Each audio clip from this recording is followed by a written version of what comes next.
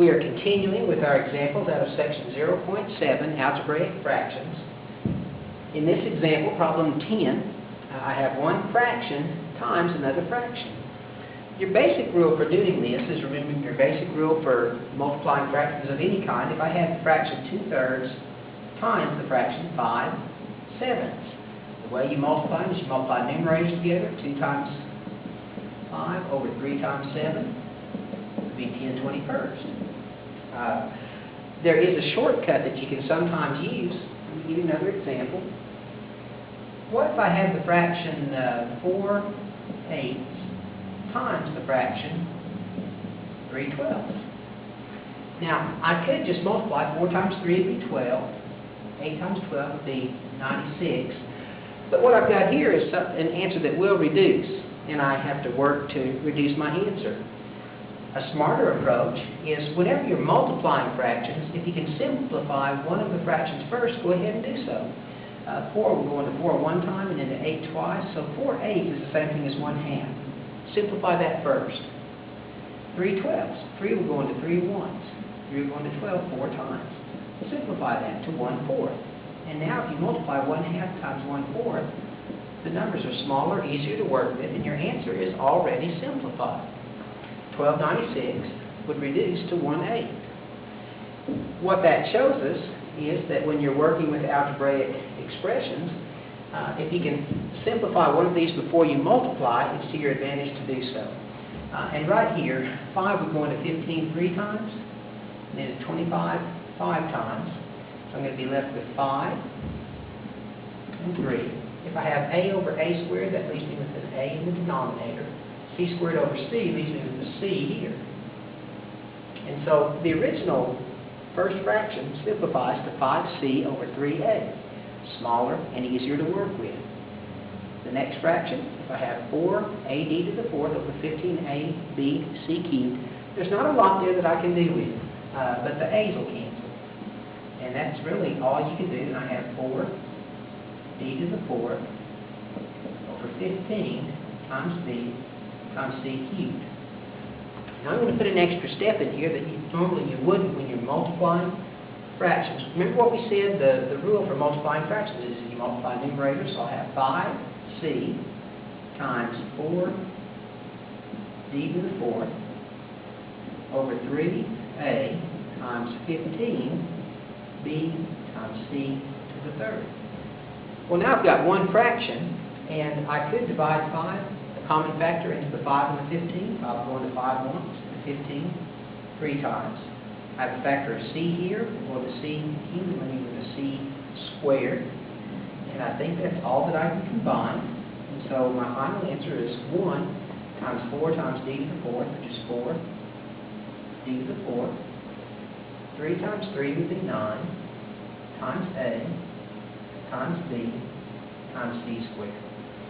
Now, I could have done this canceling of common factors right up here when all you're doing is multiplying fractions. It is perfectly okay to cancel common factors from one numerator to any one denominator. 5 is going to 5 once and 15 3 times. C is going to c once and c cubed, leave you with a factor of c squared. And then write all that out and you get the simplified answer right there. Now, it's tedious, but it's not hard to multiply two algebraic fractions together. Let's try problem 12.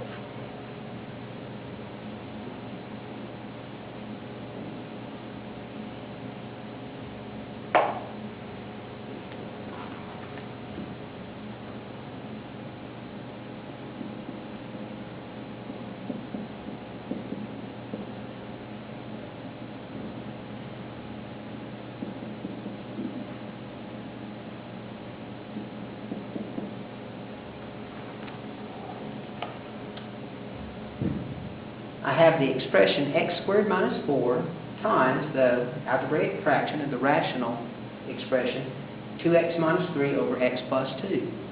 The way you want to approach this is think of x squared minus 4 as being a fraction. X squared minus 4 over 1 would certainly be the same thing. The reason you want to think of it like that is this is now one fraction times another fraction. If I can find common factors in any one of the numerators with any one of the denominators, I can cancel those common factors. And if I will factor x squared minus 4, I'm going to get a common factor. X squared minus 4 is the difference of two perfect squares. We'll factor to x plus 2 times x minus 2.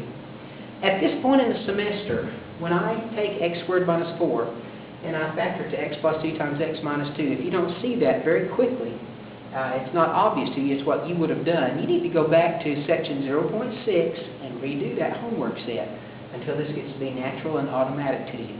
You need more practice, more experience. So I have those two factors over 1. I'm going to take this and expression 2x minus 3. I'm going to put it in parentheses to show that I'm thinking of it as a single factor. This factor times this factor times this factor over this factor times this factor. If I have all factors being multiplied, I can cancel common factors, and I'm left with x minus 2 times 2x minus 3 over 1. Whenever I cancel a factor, I always leave a factor of 1 in its place. We don't usually write it because 1 times whatever else is there is going to be whatever else is there. Finally, on this one, I think if you will check your answer in the back of the book, it won't look like this. This mess over 1 is just that mess.